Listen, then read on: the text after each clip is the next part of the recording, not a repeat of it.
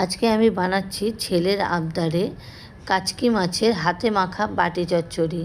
তো কাচকি মাছের বাটি চচ্চড়ি করার জন্য আমি একটা কড়াইতে কিছুটা ছোট করে টুকরো করে কেটে রাখা আলু, টুকরো করে কেটে রাখা বেগুন, টমেটো, পেঁয়াজ কুচি, এখানে 3টে কাঁচা লঙ্কাও দিয়েছি আমি।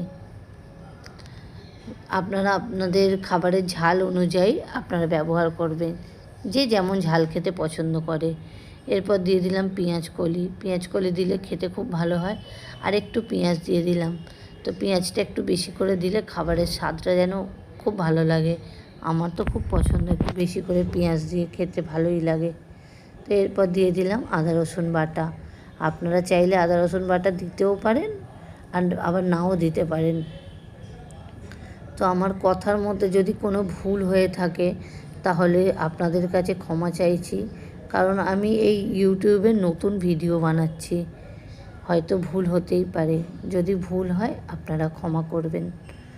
আর আমার ভিডিও ভালো লাগলে একটু লাইক করে দেবেন, লাইক, শেয়ার, কমেন্ট। আপনাদের একটা লাইক আমাকে আরও ভিডিও বানাতে উৎসাহ করবে। তো এরপর এখানে দিয়ে দিলাম হলুদ, লঙ্কা গুঁড়ো, ধনে গুঁড়ো, জিরে গুঁড়ো, একটুখানি নুন আর সর্ষের তেল দিয়ে মাখিয়ে 10 মিনিটের জন্য রেখে দেবো। আমি এর আগে কোনো দিন ভিডিও বানাইনি।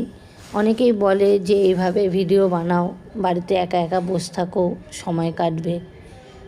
তো বাড়িতে তো কেউ নেই, আমি একাই থাকি, তাই ভাবি আপনাদের সঙ্গে একটু নতুন নতুন রান্না, নিজের সংসারের কাজকর্ম নিয়ে একটু ভিডিও বানালে এটা আপনাদের সঙ্গে কথা বলাও হবে, আর আপনাদেরও হয়তো ভালো লাগবে আমার ভিডিও।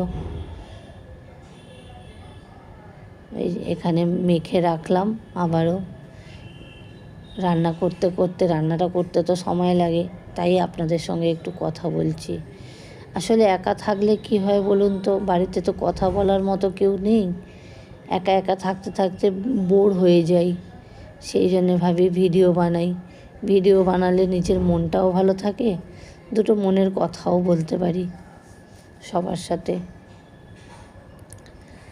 আর এই বর্তমান যুগে প্রত্যেকটা ঘরে ঘরে মানুষ একা একা হাতে সব কিছু সামলাতে হয়, আর আমারও তাই।